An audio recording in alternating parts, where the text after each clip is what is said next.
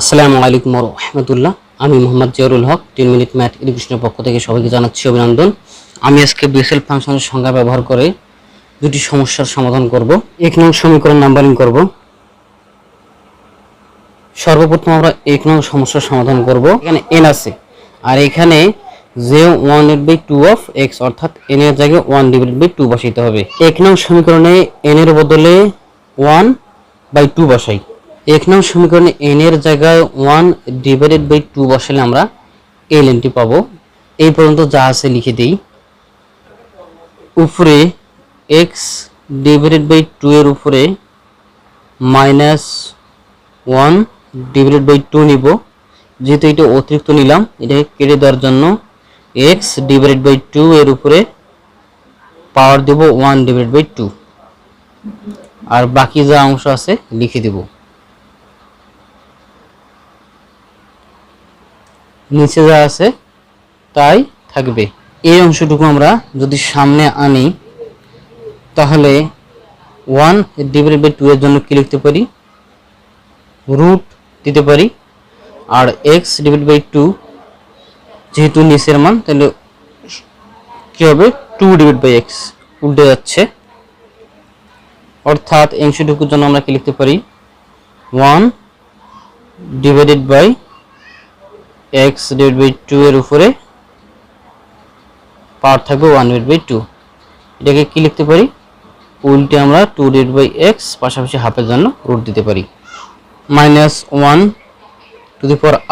অংশ যদি গুণ করে দেই পাওয়ার হিসেবে পাচ্ছি 1+2r। নিচে যা আছে তাই থাকবে। 2 নং সমীকরণ নাম্বারিং করব। গামা ফাংশনের ডুপ্লিকেশন ফর্মুলা হতে পাই। 3 নং সমীকরণ নাম্বারিং করব। 2 নং সমীকরণের দিকে লক্ষ্য করি। এই যে এখানে গামা r প্লাস 1/2 প্লাস 1 এই অংশটুকুর মান আমরা বের করব ডুপ্লিকেশন ফর্মুলার মাধ্যমে। তাহলে গামা r প্লাস 1/2 প্লাস 1 এর মান নির্ণয় করার জন্য এই m-টাকে চেঞ্জ করব।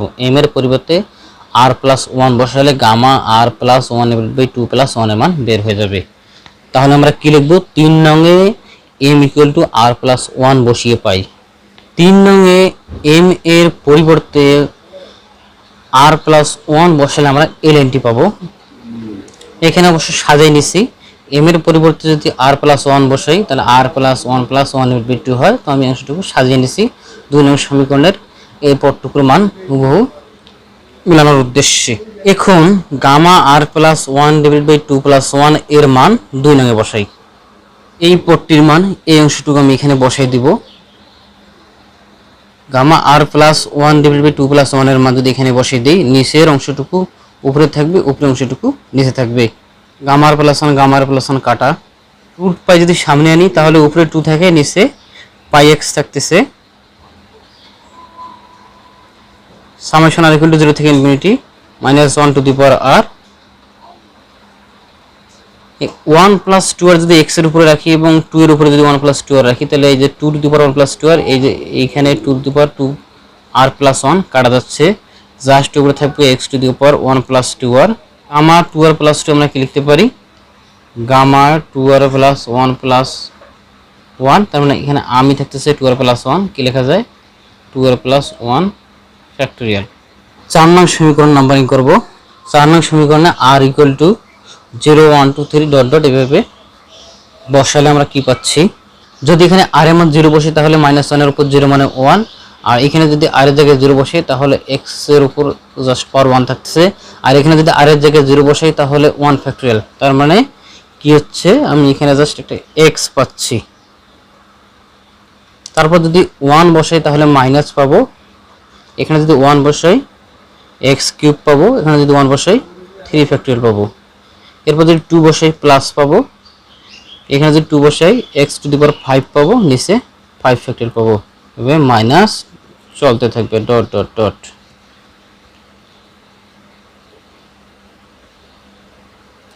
এই অংশটুকুর জন্য আমি কি লিখতে পারি, sin x। আর এখন আমরা বলতে পারি এখানে সমীকরণ প্রমাণিত হয়ে গেছে।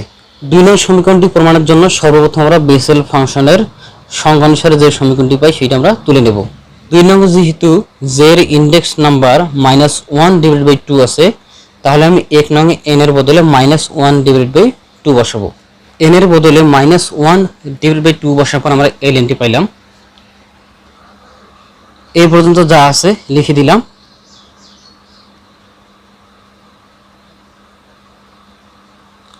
x/2 এর উপরে পাওয়ার -1/2 নিলাম, অতিরিক্ত এটা যদি নিলাম তাহলে এটা কেটে দিব।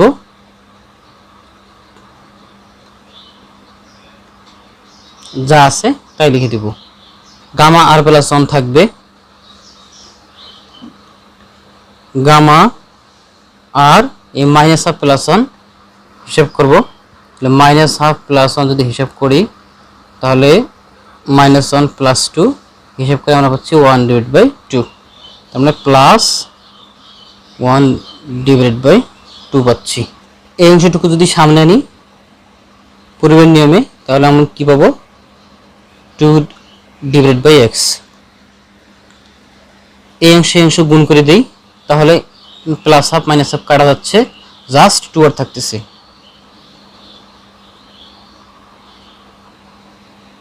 নিচের গামা আর প্লাস 1/2 সামনে লিখে দিলাম।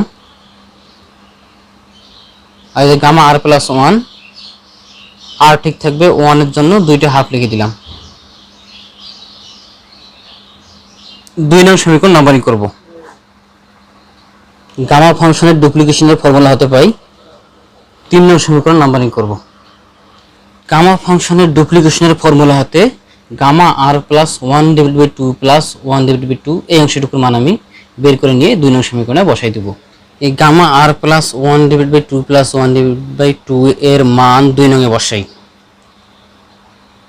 2 নং সমীকরণটি তুলে নেই। আবার এই অংশ পর্যন্ত যা আছে তুলে নেই। উপরে যা আছে x এর উপর 2 লিখব, আর নিচে 2 এর উপর 2 যদি লিখি তাহলে কি হবে, 1/2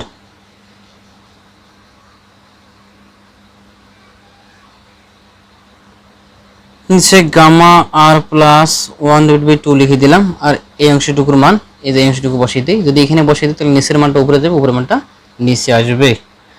তাহলে উপরে কি লিখব, অংশটুকু লিখে দিই।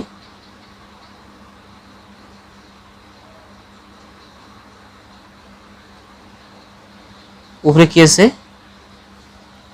রুট পাই গামা 2 প্লাস 1, নিচে লিখে দিই।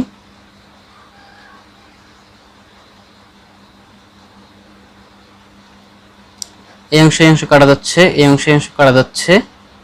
রুট পাই যদি এখানে আনি 2/πx সামেশন r = 0 থেকে ইনফিনিটি -1/r, উপরে থাকতেছে x⁴r, আর নিচে গামা 2r প্লাস 1, তার মানে গামা আমি প্লাস 1, এখানে আমি 2r ফ্যাক্টোরিয়াল।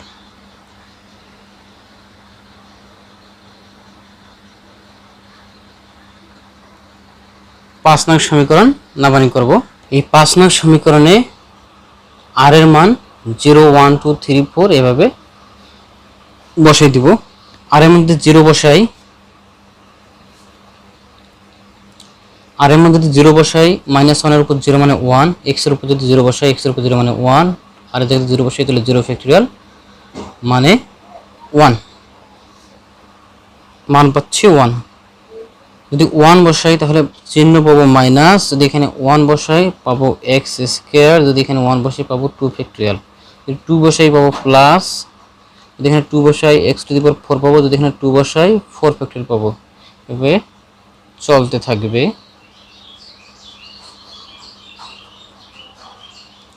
এই অংশটুকুর জন্য আমরা cos x লিখতে পারি। আর এভাবে আমরা 2 নং প্রবলেম প্রমাণ করতে পারবো। ভিডিওটি যদি ভালো লাগে থাকে তাহলে একটি লাইক দেবেন। পরবর্তী ভিডিও সবার আগে পাওয়ার জন্য চ্যানেলটি অবশ্যই সাবস্ক্রাইব করবেন। ভিডিওটি কেমন হয়েছে কমেন্ট বক্সে মতামত জানাবেন। আসসালামু আলাইকুম ওয়া রাহমাতুল্লাহ।